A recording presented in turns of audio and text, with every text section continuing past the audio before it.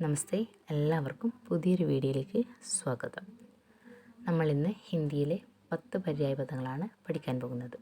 പര്യായപദങ്ങളെന്ന് പറഞ്ഞാൽ സമാനാർത്ഥം വരുന്ന പദങ്ങളെയാണ് പര്യായപദങ്ങളെന്ന് പറയുന്നത്. അത് ഏത് ഭാഷയായാലും പര്യായപദങ്ങളാണ് പറയുക. ഓക്കെ, അപ്പോൾ നമുക്ക് 10 പര്യായപദങ്ങൾ ഇന്ന് പഠിക്കാം.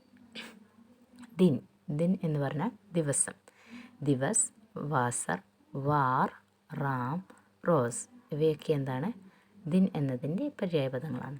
കിരൺ എന്ന് പറഞ്ഞാൽ പ്രകാശം. രശ്മി, മരീചി, ദീപ്തി, മയൂഖ്, അംശു. ആകാശ് എന്ന് പറഞ്ഞാൽ ആകാശം. അംബർ, ഗഗൻ, വ്യോം, നഭ്, ആസ്മാൻ, അഭ്ര, താരാപഥ്. തേരാപന്ത് എന്നാണ് ഇവിടെയുള്ളത്, അത് തെറ്റാണ്. താരാപഥ് എന്നാക്കണം.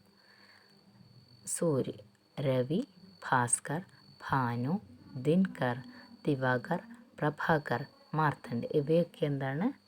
സൂര്യൻ്റെ പര്യായപദങ്ങളാണ്. ദിവാകർ, പ്രഭാകർ, ദിൻകർ ഇവയൊക്കെ എന്താണ്? സൂര്യൻ്റെ പര്യായപദങ്ങളാണ്. ഇവയൊക്കെ നമ്മൾ പഠിച്ചു വെക്കണം കേട്ടോ. പൃഥ്വി എന്ന് പറഞ്ഞാൽ ഭൂമി. അപ്പോൾ ഭൂമിക്ക് എന്തൊക്കെയാണ് നമ്മൾ ഹിന്ദിയിൽ പറയുന്നത്? ധർത്തി, ഭൂ, ധര, വസുധ, ഭൂമി, ക്ഷിതി, ജമീൻ, അവനി, വിശ്വംഭര ഇവയൊക്കെ പൃഥ്വിയുടെ പര്യായപദങ്ങളാണ്. അവനി എന്ന് പറഞ്ഞാലും ഭൂമിയാണ്, വിശ്വംഭര എന്ന് പറഞ്ഞാലും ഭൂമിയാണ്. ഒരേ മീനിങ് വരുന്ന പദങ്ങളെയാണ് നമ്മൾ പര്യായവാചി ശബ്ദം എന്ന് പറയുന്നത്. ചന്ദ്രൻ എന്ന് പറഞ്ഞാൽ ചന്ദ്രൻ. സാരംഗ്, ശശി, ശശാങ്ക്, രാകേഷ്, ഹിമാംശു, വിധു ഇവയൊക്കെ ചന്ദ്രൻ്റെ പര്യായവാചി ശബ്ദമാണ്.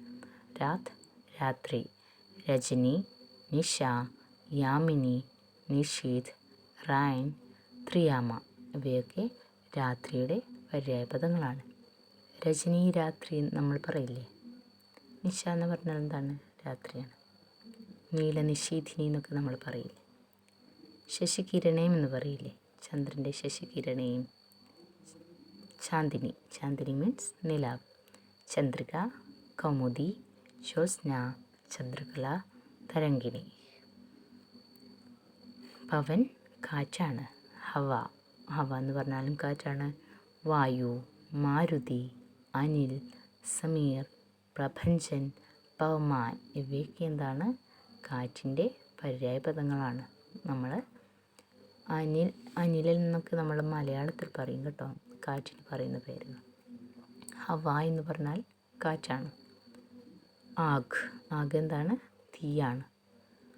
ദഹൻ, ജ്വലൻ, അനൽ, ജ്വാല, ധൂംകേതു, പാഞ്ചജൻ, പാവക് ഇവയൊക്കെ എന്താണ്?